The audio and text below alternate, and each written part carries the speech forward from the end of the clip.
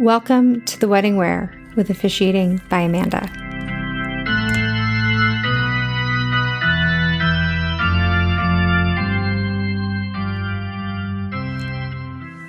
The Wedding Wear, they had been together forever.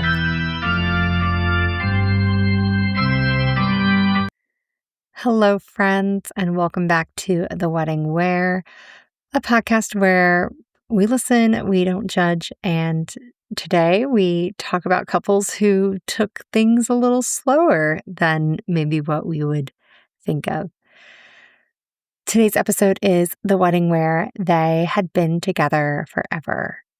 And this is the couples who didn't rush, the couples who took the long road, the ones who had been together for quite some time, yet looked up one day and realized maybe it's time we say I do, even after they've lived a quarter or a half of their lifetime together.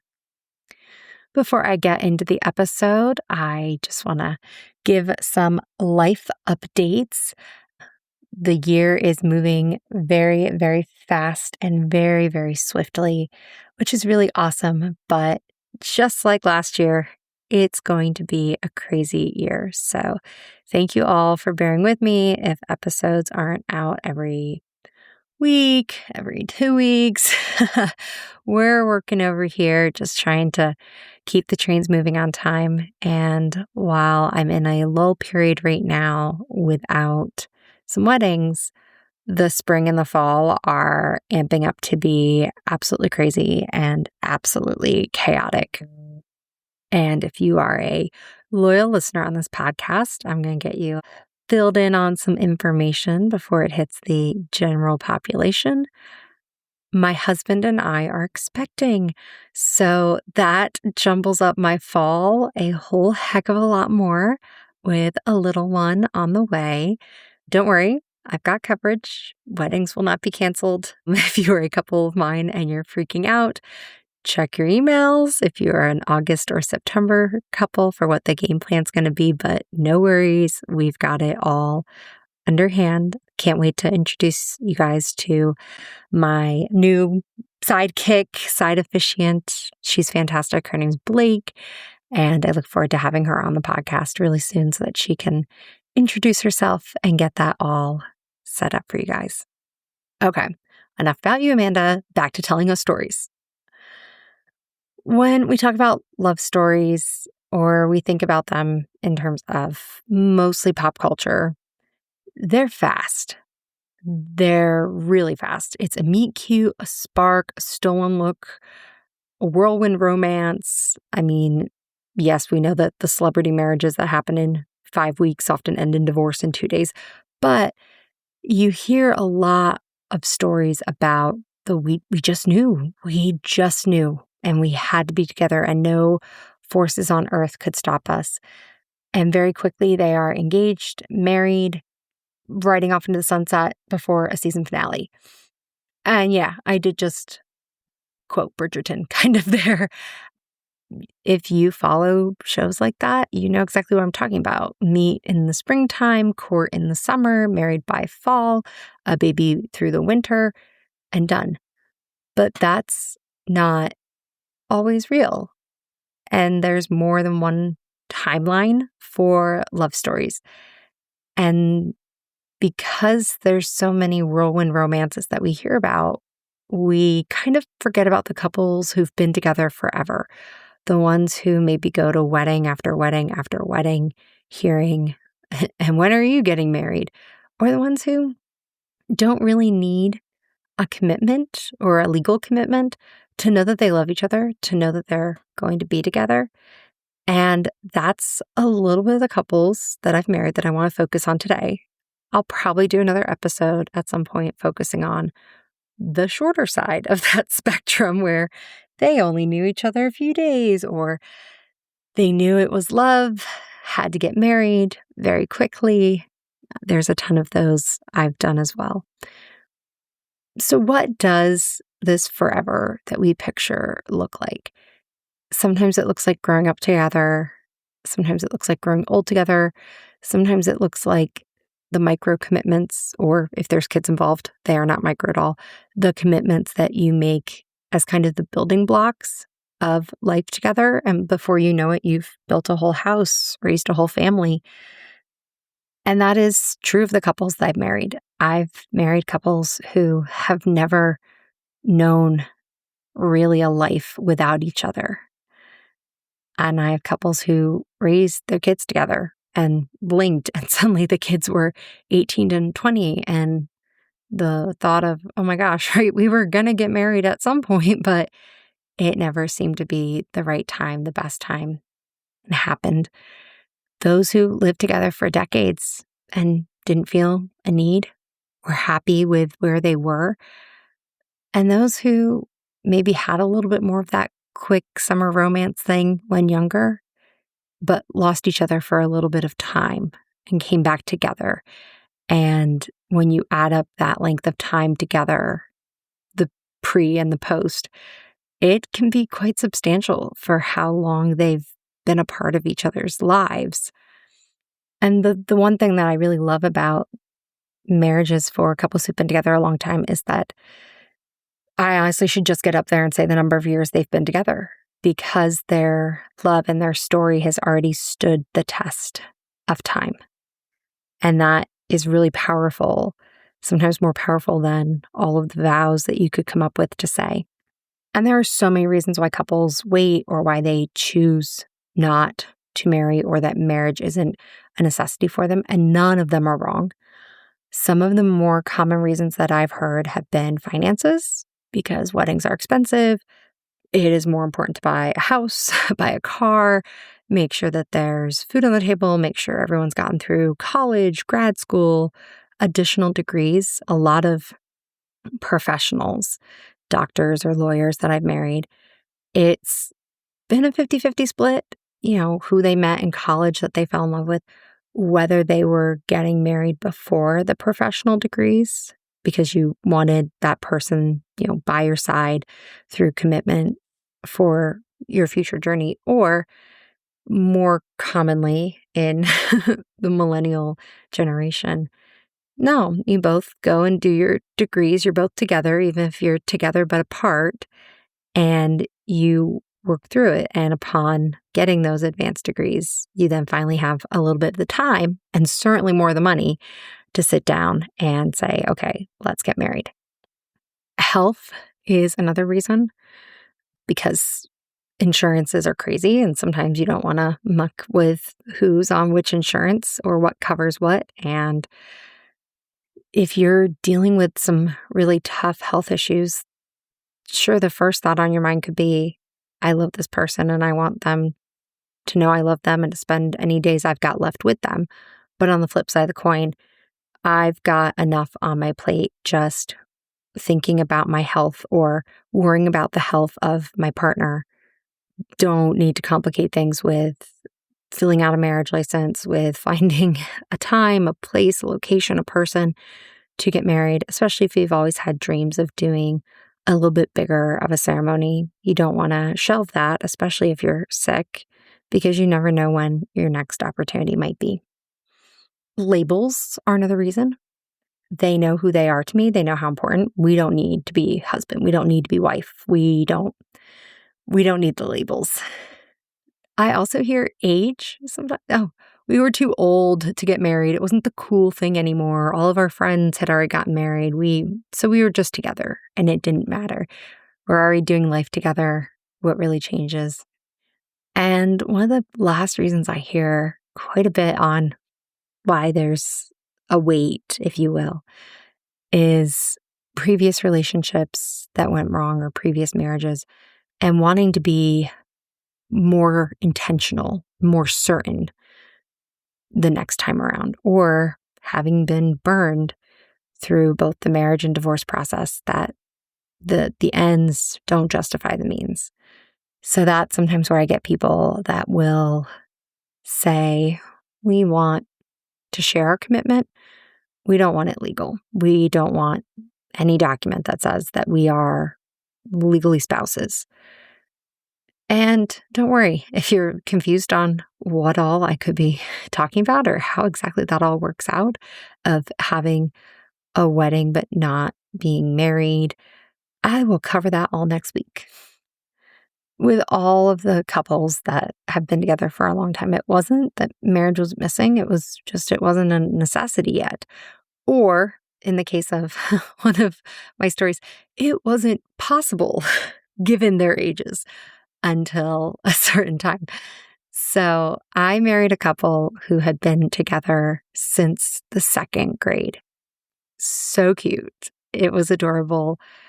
And when I met with them, they actually told me that they were already married. And I gasped. And they explained that there had been a schoolyard ceremony for these two second graders back in the day. And they had considered that when they got together, when they got, married. And throughout the years, they never strayed, they never wandered. They viewed that as pretty gosh darn important to them. But now, as adults, post-college, they wanted to make it legal. So I had to reference that in the script. I had to say, commitments between two second graders are adorable, but they are not legally binding. You have had your commitment, your patience, your perseverance through, the last 18 plus years that you've been together, tried and tested. And now today you're legally getting married because that kind of determination needs to be rewarded. And I love that. They haven't done a day apart. They did all of their school dances together, even in junior high. They did graduation. They talked about college together, started off going to different schools, ended up at the same school, ended up working together at the same school. They did it all together. And then when they were both actual adults, they got married. Just two people who always knew. And the reason that their story took so long is because, well, you can't get married as a child. I had a couple, they'd been together for 20 years. And it pretty much was that they just kept putting it off. They got engaged probably 9 months after knowing each other and had every intention to get married someday. But then the first plan that they had, well, along came a baby. And the second plan that they had a parent pass away. And the third plan they had, well, wouldn't money be better spent on a house? And just making these other things more of a priority than legal marriage. Not more important than your spouse or your significant other, but more important than the marriage part. That's what they did for 20 years. And one day they realized, oh my gosh, the kids are grown. Oh my gosh, the kids are even talking about their own futures where they might get married. And we don't have a story to tell them.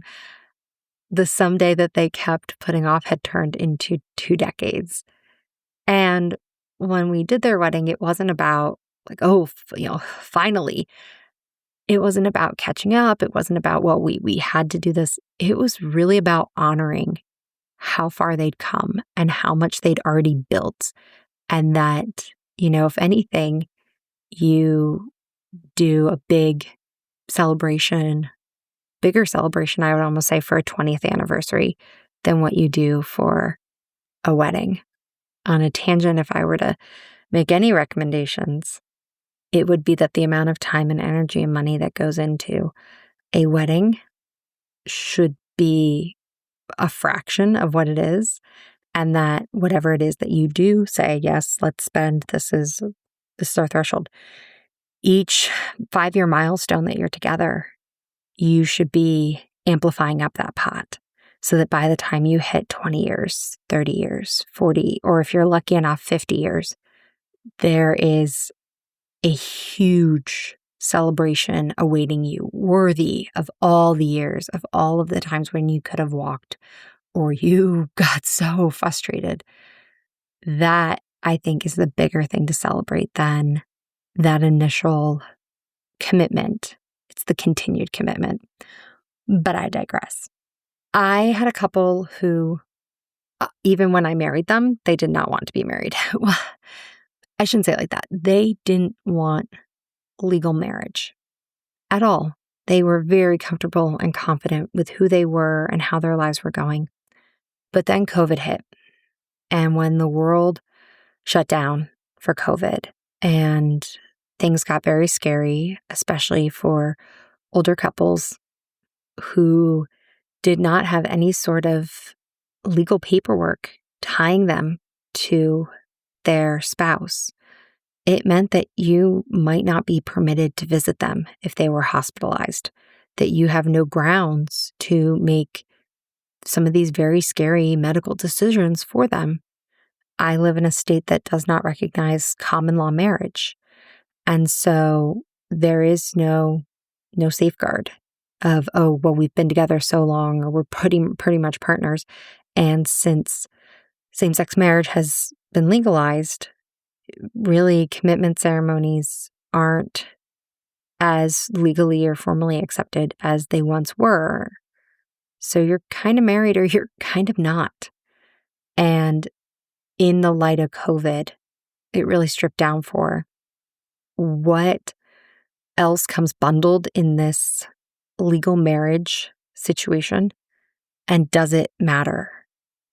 It was really about providing some certainty in some very uncertain times. And I was happy to get them an elopement, sign their paperwork, and get everything taken care of so that they could, just continue going forward. And if they never said to anybody, oh, hey, we're married, or that's my wife now, that's totally fine.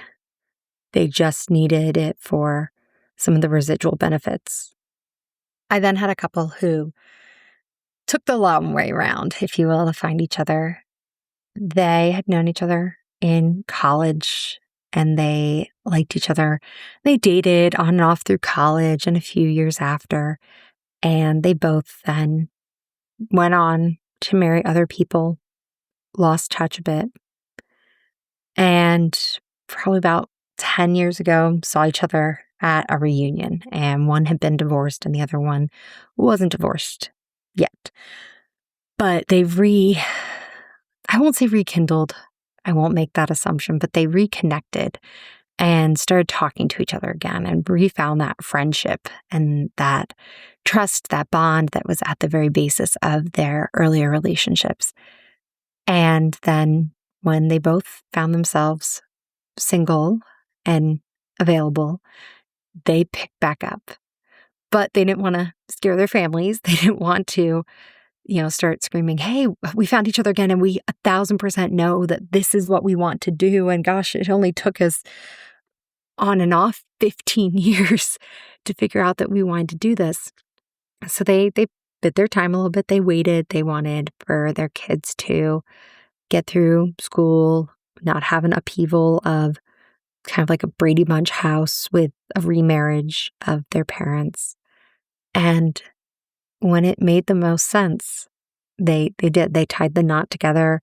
They timed it in a way so that they tried to find a really great balance between the ages of their now very aged parents and where they were as parents and I think very early grandparents. So using their wedding as a way to celebrate all of the generations and all of the family members that they were lucky to be surrounded by, but also, hey, we finally got here.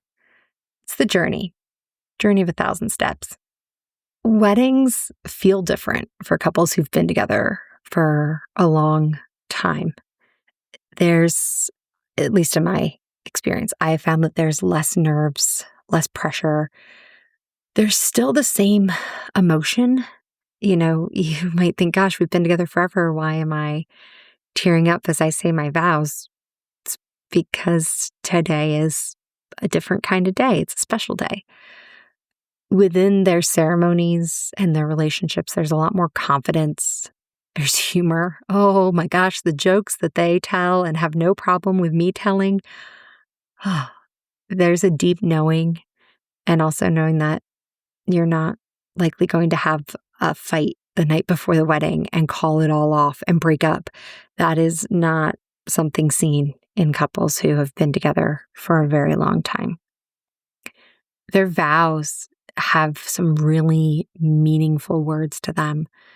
Like, we've already done the hard parts. This isn't a beginning. It's a continuation. We know exactly who we're choosing.